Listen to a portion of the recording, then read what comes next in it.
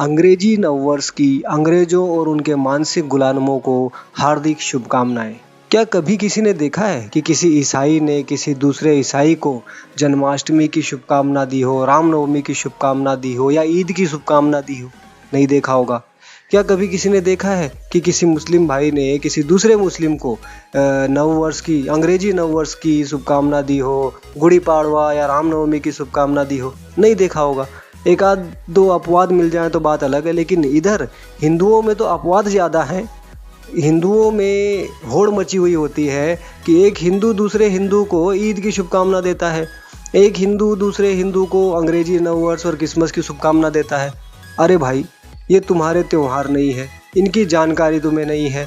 ये क्यों मनाए जाते हैं, इनके पीछे इतिहास क्या है, इनके पीछे विज्ञान क्या है, कुछ पता नहीं है। लेकिन बस मूर्खों की तरह है, भेड़ चाल में पागल होकर एक दूसरे को अंग्रेजी त्योहारों की, मुस्लिमों के त्योहारों की, जिनकी कोई जानकारी नहीं हो, उनकी शुभकामनाएं बांटते फिर रहे हो। ठीक है, सेक्युलरिज्म का ध्यान रखो।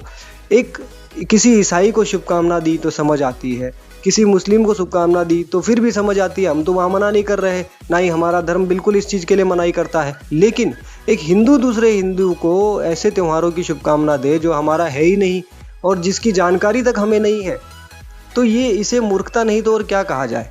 ये आधुनिकता नहीं, ये मूर्खता है। ये सेक्युलरिज्म नहीं, ये बेवकूफ़ी है। इसलिए समझदार बनिए। खैर, इस बेवकूफ़ी का कारण भी है कि हमें यही पढ़ाया गया, यही समझाया गया मीडिया के माध्यम से, बॉलीवुड, हॉलीवुड, सब के माध्यम से। लेकिन अब जब हमें पता चल गया है, जब हम थोड़ा सा समझने लगे हैं, तो इस मूर्खता को बंद करना चाहिए और हमें समझना होगा कि इस नए साल में मात्र कैलेंडर बदलना है, अपनी संस्कृति नहीं। गुलाम मानसिकता से बाहर आइए, अपनी सनातन संस्कृति पर गर्व कीजिए और उसको समझते हुए उसका अनुसरण कीजिए। जय सत्य सनातन, भारत माता की जय, जय हिंद, वंदे मातरम।